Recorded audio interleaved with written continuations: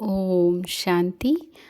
18 जनवरी 2024 बाबा के अव्यक्त मधुर महावाक्य पिताश्री जी के पुण्य स्मृति दिवस पर सुनाने के लिए बाप दादा के मधुर महावाक्य।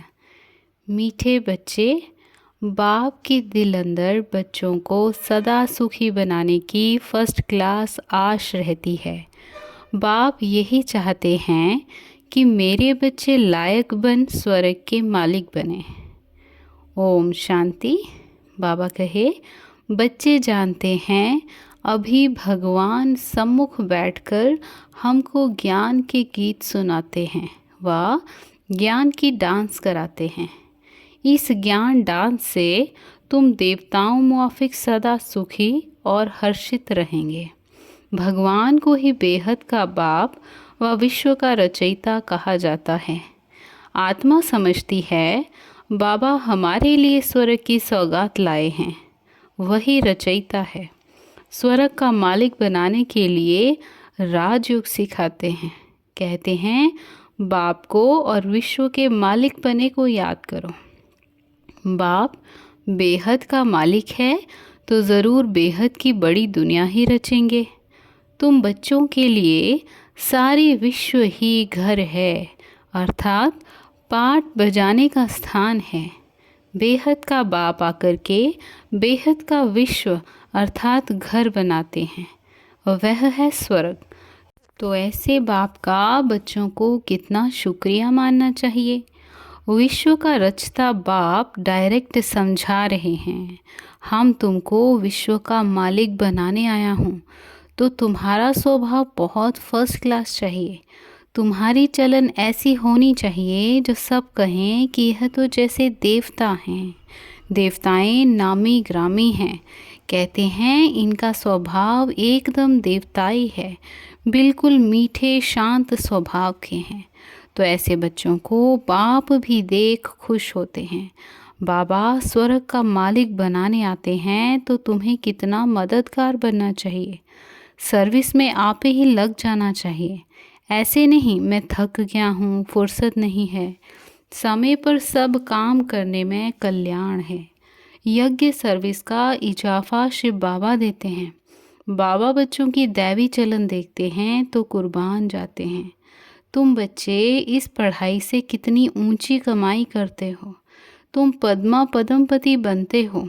बाबा तुम्हें कितना धनवान बनाते हैं। बाप तुमको अखुट खजाने में ऐसा वजन करते हैं जो 21 जन्म साथ रहेगा। वहाँ दुख का नाम नहीं, कभी अकाले मृत्यु नहीं होगा, मौत से कभी डरेंगे नहीं। यहाँ कितने डरते हैं, रोते हैं। तुमको तो खुशी है यह पुराना शरीर छोड़ जाए, नई दुनिया में प्रिंस बनेंगे। तुम इस पुरानी दुनिया से ममत्व मिटाते रहो, इस देह को भी भूलते जाओ। हम आत्मा इंडिपेंडेंट हैं, बस एक बाप के सिवाय और किसी की याद ना आए। जीते जी जैसे कि मौत की अवस्था में रहना है। इस दुनिया से मर गए, कहते भी हैं ना, आप मुए मर गई दुनिया। शरीर के भान को उड़ाते रहो, एकांत में बैठ यह अभ्यास करो। बाबा बस अभी हम आपकी गोद में आए कि आए। एक ही याद में शरीर का अंत हो, इसको कहा जाता है एकांत। मीठे बच्चे, तुम जानते हो कि ऐसी ऊंच पढ़ाई पढ़ाने वाला कौन है। इस चैतन्य डिब्बी में चैतन्य हीरा बैठा है, वही सतचित आनंद स्वरूप है। सत बाप तुम्हें सच्ची सच्ची श्रीमत देते हैं। बाप के बने हो तो कदम कदम श्रीमत पर चलना है, चुप रहना है और पढ़ना है। एक बाप को याद करना है। घड़ी घड़ी इस बैच को देखते रहो तो बाप और वर्षे की याद आएगी। याद से ही तुम जैसे सारे विश्व को शांति का दान देते हो। हर एक बच्चे को अपनी प्रजा भी बनानी है, वारिस भी बनाने हैं। मुरली कोई भी मिस नहीं करनी चाहिए। बाबा बहुत प्यार से समझाते हैं, मीठे बच्चे अपने पर रहम करो, कोई अवज्ञा नहीं करो। जो खुशबूदार फूल हैं वह खींचते हैं, जो जैसा है ऐसी सर्च लाइट लेने की कशिश करते हैं। खुशबूदार गुणवान बच्चों को देख प्यार में खुशी में नयन गीले हो जाते हैं। कुछ तकलीफ होती है तो बाबा सर्च लाइट देते हैं। बाबा समझाते हैं, मीठे बच्चे, तुम्हें इस पुरानी दुनिया में कोई भी आश नहीं रखनी है। अब तो एक ही श्रेष्ठ आश रखनी है कि हम तो चले सुखधाम। कहाँ भी ठहरना नहीं है, देखना नहीं है, आगे बढ़ते जाना है। एक तरफ ही देखते रहो, तब ही अचल अडोल स्थिर अवस्था रहेगी। अब यह दुनिया खत्म होनी ही है, इसकी बहुत सीरियस हालत है। इस समय सबसे अधिक गुस्सा प्रकृति को आता है, इसलिए सब खलास कर देती है। तुम जानते हो यह प्रकृति अभी अपना गुस्सा जोर से दिखाएगी, सारी पुरानी दुनिया को डुबो देगी। अर्थक्वेक में मकान आदि सब गिर पड़ेंगे, अनेक प्रकार से मौत होंगे। यह सब ड्रामा का प्लान बना हुआ है, इसमें दोष किसी का भी नहीं है।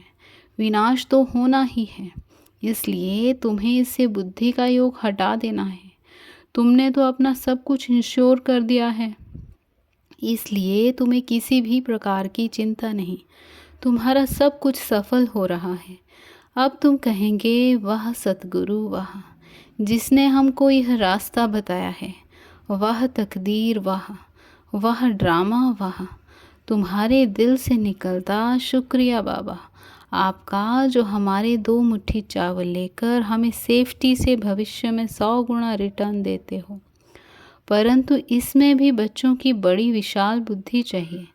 बच्चों को अथाह ज्ञान धन का खजाना मिलता रहता तो अपार खुशी होनी चाहिए ना।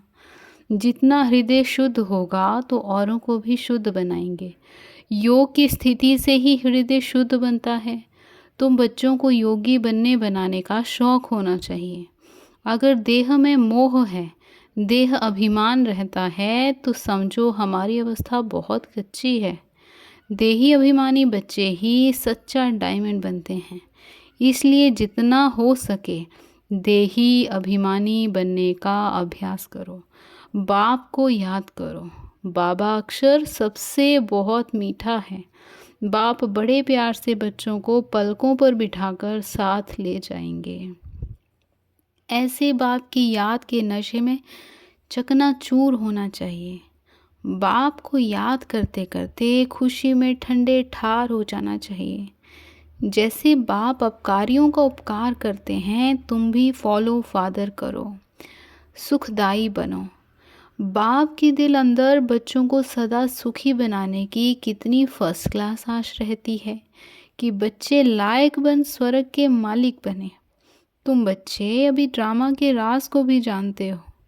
बाप तुम्हें निराकारी, आकारी और साकारी दुनिया का सब समाचार सुनाते हैं।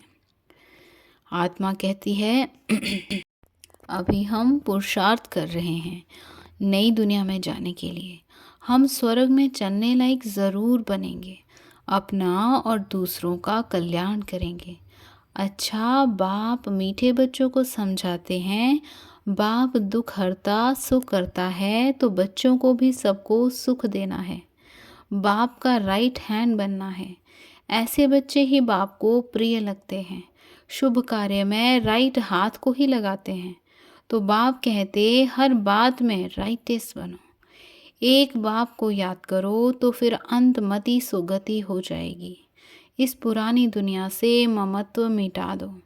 यह तो कब्रिस्तान है। धंधाधोरी बच्चों आदि के चिंतन में मरे तो मुफ्त अपनी बर्बादी कर देंगे। शिव बाबा को याद करने से तुम बहुत आबाद होंगे। देह अभिमान में आने से बर्बादी हो जाती है। देही अभिमानी बनने से आबादी होती है। धन की भी बहुत लालच नहीं रखनी चाहिए। उसकी फिक्रात में शिव बाबा को भी भूल जाते हैं। बाबा देखते हैं सब कुछ बाप को अर्पण कर फिर हमारी श्रीमत पर कहाँ तक चलते हैं। शुरू में बाप ने भी ट्रस्टी हो दिखाया ना। सब कुछ ईश्वर अर्पण कर खुद ट्रस्टी बन गया। बस ईश्वर के काम में ही लगाना है। विघ्नों से कभी डरना नहीं चाहिए। जहाँ तक हो सके सर्विस में अपना सब कुछ सफल करना है, ईश्वर अर्पण कर ट्रस्टी बन रहना है। अच्छा, मीठे मीठे सिखिलदे बच्चों प्रति माता पिता बाप दादा का याद प्यार और गुड मॉर्निंग। रूहानी बाप की रूहानी बच्चों को नमस्ते। हम रूहानी बच्चों की रूहानी माता पिता बाप दादा को याद प्यार गुड मॉर्निंग और नमस्ते। शुक्रिया बाबा, शुक्रिया। अव्यक्त महावाक्य, रिवाइज डेट 15/4/74। बाबा कहे, क्या सभी उन्नति की ओर बढ़ते जा रहे हो? सदा लगन में मगन और विघ्न विनाशक, यह दोनों निशानियां क्या अनुभव में आ रही हैं? विघ्न विनाशक बनने के बजाय विघ्नों को देख अपनी स्टेज से उतर तो नहीं आ जाते हो? क्या अनेक प्रकार के आए हुए तूफान आपकी बुद्धि में तूफान तो पैदा नहीं करते हैं? जैसे कोई के द्वारा तोहफा मिलता है तो बुद्धि में हलचल नहीं होती है बल्कि उल्लास होता है। इसी प्रकार आए हुए तूफान उल्लास बढ़ाते हैं या हलचल बढ़ाते हैं? अगर तूफान को तूफान समझा तो हलचल होगी, और तोहफा समझा व अनुभव किया तो उससे उल्लास और हिम्मत अधिक बढ़ेगी। यह है चढ़ती कला की निशानी। घबराने के बजाय गहराई में जाकर अनुभव के नए नए रत्न इन परीक्षाओं के सागर से प्राप्त करेंगे, क्योंकि हलचल के अंदर रत्न समाये हुए हैं।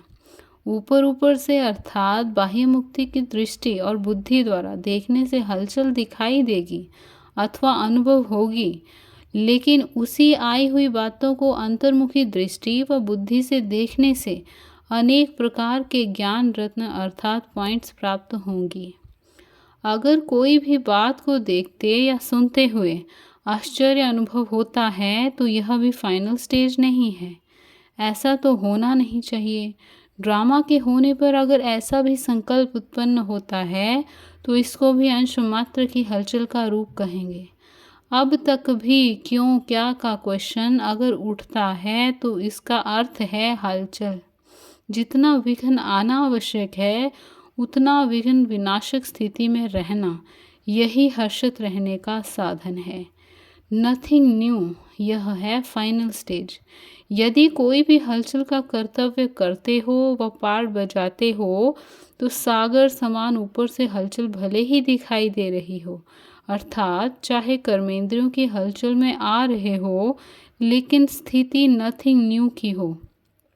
एकाग्र, एक रस, एकांत, अर्थात एक रचयिता और रचना के अंत को जानने वाले, त्रिकालदर्शी की स्टेज पर आराम से शांति की स्टेज पर स्थित हैं, या कर्मेंद्रियों की हलचल आंतरिक स्टेज को भी हिला देती है। जब स्थूल सागर दोनों ही रूप दिखाता है तो क्या मास्टर ज्ञान सागर ऐसा रूप नहीं दिखा सकते? यह प्रकृति ने पुरुष से कॉपी की है। आप तो पुरुषोत्तम हो। जब प्रकृति अपनी क्वालिफिकेशन दिखा सकती है तो क्या वह पुरुषोत्तम नहीं दिखा सकते? अभी समय अति की तरफ बढ़ रहा है।